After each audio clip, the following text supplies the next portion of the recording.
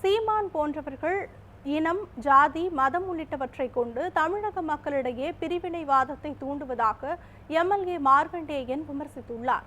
தூத்துக்குடி மாவட்டம் எட்டயபுரம் அருகே நடுவர்பட்டி பகுதியில் கோவில்பட்டி கிழக்கு ஒன்றிய திமுக சார்பில் திமுக அரசின் சாதனை விளக்க பொதுக்கூட்டம் நடைபெற்றது. இதில் கலந்து கொண்டு பேசிய எம்எல்ஏ மார்கண்டேயன், உழவு தொழில் செய்பவர்களுக்கு அரசு வேலை வழங்க வேண்டும் என கூறும் சீமான், என்றைக்காவது ஒரு நாள் வயலில் இறங்கி வேலை செய்திருப்பாரா என கேள்வி எழுப்பினார். நடிகர் விஜய் மாளிகையில் இருந்து கொண்டு இந்த நாட்டில் ஆட்சி மாற்றத்தை கொண்டு வருவேன் என கூறி வருவதாகவும் அவர் விமர்சித்துள்ளார். இங்க இருக்கக்கூடிய சீமா என்ன பேசுறாரு? விளக்குமாறு நான் தயார் பண்ணணும், ஆடு மாடு மேய்க்கணும், கோழி வளர்க்கணும், நாய் வளர்க்கணும், காய்கறி தயார் பண்ணணும், இதுக்கெல்லாம் அரசாங்க வேலை கொடுக்கணும்னு சொல்றாரு.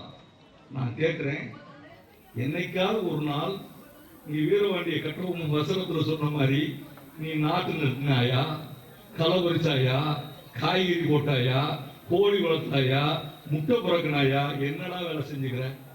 ஒரு பணியும் ஒருத்தர் செய்யணும்.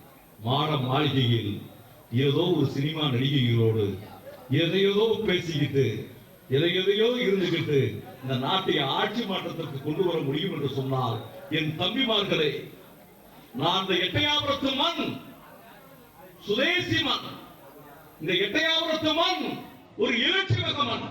இந்த மண் தான் ஒட்டுமொத்த இந்திய தேசத்திற்கான சுதந்திரத்தை பெற்று